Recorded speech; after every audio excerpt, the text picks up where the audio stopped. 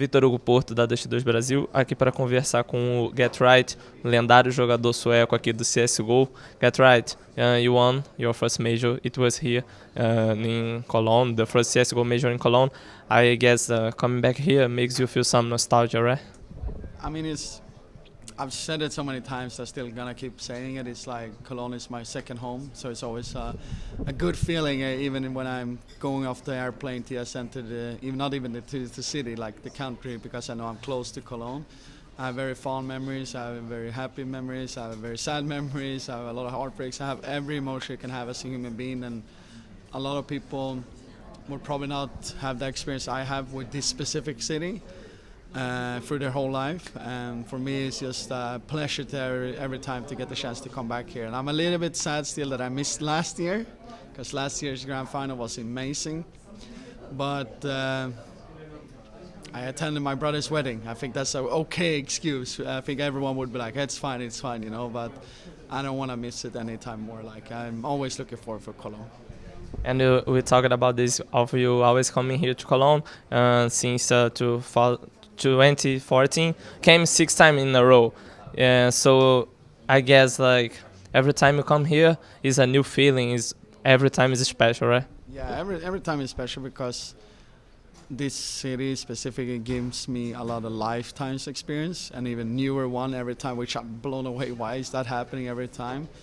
But every time, like, I'm a human being that also loves to get lifetimes experience. So whatever it's thrown at me in life, it's like a good feeling to leaving the city in the same time, because then I know I'm getting a little bit wiser and also a little bit more gray hair. So it's a good and a bad thing, I guess, to some degree, but it's always good. And I wanted to talk to you about the Swedish scene. There is no Swedish player made it to the playoffs. How is it not seeing any Swedish players playing here at IEM Cologne this time? Yeah, I mean, sadly Krims didn't qualify with Fnatic, so he would at least have, you know, the Swedish flag behind him, you know, carrying the flag, basically, you can say it like that.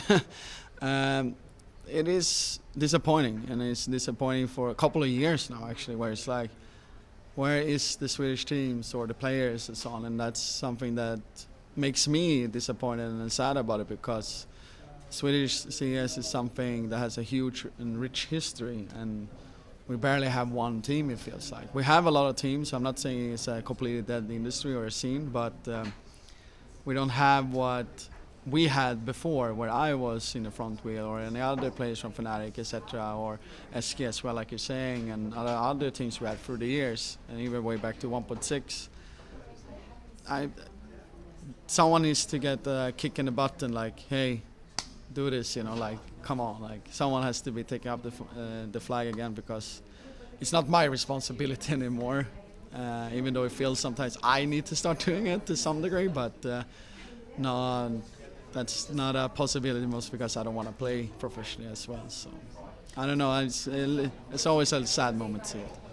And talking about the coach thing, is there a possibility, or you're far from the professional scene for now?